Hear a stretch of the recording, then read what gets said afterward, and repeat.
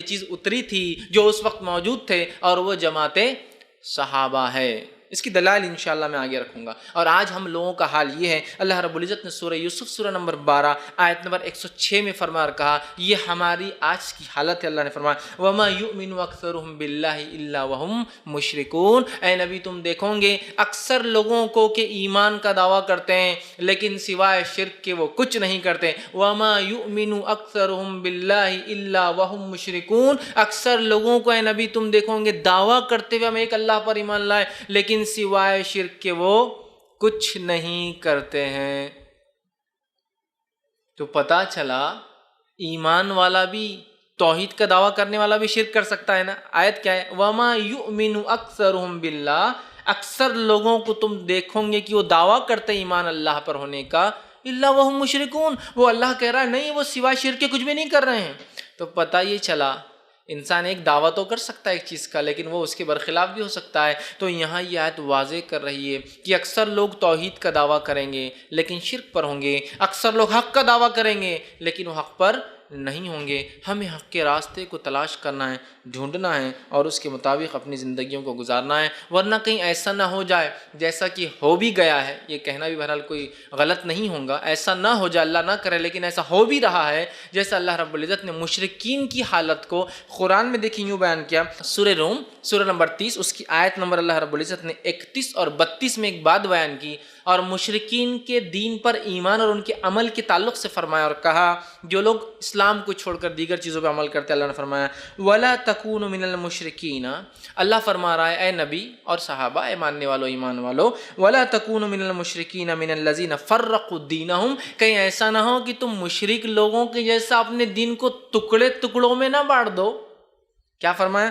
فرق دینہم وَكَانُوا شِيَعًا كُلٌّ حِزْبٍ بِمَا لَدَيْهِمْ فَرِحُونَ، اور نہ صرف انہوں نے اپنے دین کو ٹکڑے کیا، اپنے آپ کو بھی ٹکڑے کر دیا، جماعت اور گروہ میں تقسیم کر دیا، اور ہر گروہ ہر ٹکڑا اپنے آپ میں بڑا خوش ہے، بڑا مگن ہے ایک دم کہ ہم ہی سچ پر ہے، ہم ہی حق پر ہے، اب دنیا کو دیکھنے کی اور پیچھے پلٹنے کی ضرورت ہی نہیں بھائی، کائی کو پیچھے جا رہے، چلو لگے رہو، فرحون مگن ہے، خوش ہے۔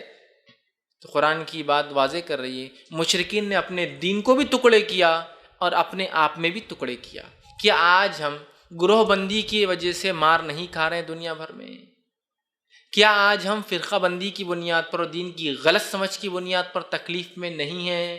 کیا ہم دین کی صحیح سمجھ نہ ہونے کی وجہ سے اپنے دین کو مشکل نہیں کر لیا اپنے اوپر؟ کیا ہم نے دین کی صحیح سمجھ نہ ہونے کی وجہ سے اتنا آسان نہیں کر لیا دین کو اپنے اوپر جتنا آسان وہ ہے نہیں؟ خامخواہ کے کہ بھائی آپ کی بیوی میرے کو پسند آ گئی، میں بول رہا ہوں آج طلاق دے دو تو آپ طلاق دے دے رہے، بہت آسان ہے اسلام، یار دیکھو کتنا آسان ہے۔ ہو رہا ہے نہیں ہو رہا یہ معاملہ؟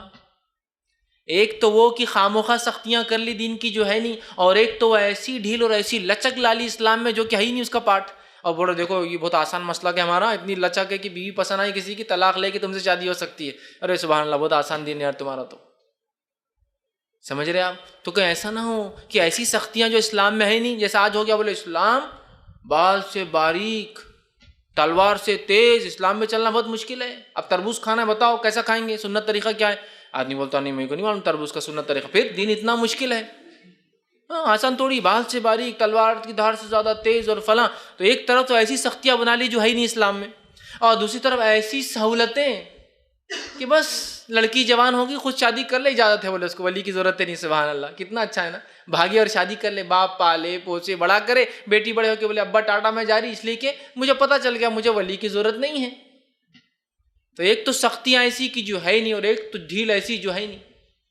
تو یہ ہوتا ہے پھر افراط اور تفریط کی امت شکار ہوتی ہے، دین میں گروہ بندی ہوتی ہے، خام و خواہ جماعت بندی ہوتی ہے، اور ایک متحد جماعت ہونے کے بدلے مسلمان ایک ڈھیلا ڈھالا معاملہ نظر آتا ہے، جس کی وجہ سے ان کی کوئی استطاعت، کوئی اوقات اور کوئی عزت مقام دنیا میں نہیں رہتا ہے۔ صحابہ کی جماعت بہت تھوڑی تھی، 313 ایک مقام پر ساری دنیا کو ہلا دیا، 1000 ایک جگہ تو جو ہے اس کے مقابل 3000 کو ہلا دیا، کئی جگہ 2-2 ہزار ہے تو لاکھوں کے لشکروں کو جو ہے ہلا دیا۔ کیوں کہ وہ تھوڑے تھے لیکن جمع ہیں۔ پانی دیکھیے پھیلا ہوا ہے ہر طرف، اور اس کے اندر ایک پتھر دیکھیے، پتھر تھوڑا سا ہے، مضبوط ہوتا ہے لیکن پانی میں ڈالیے پانی کو الگ کر دیتا ہے۔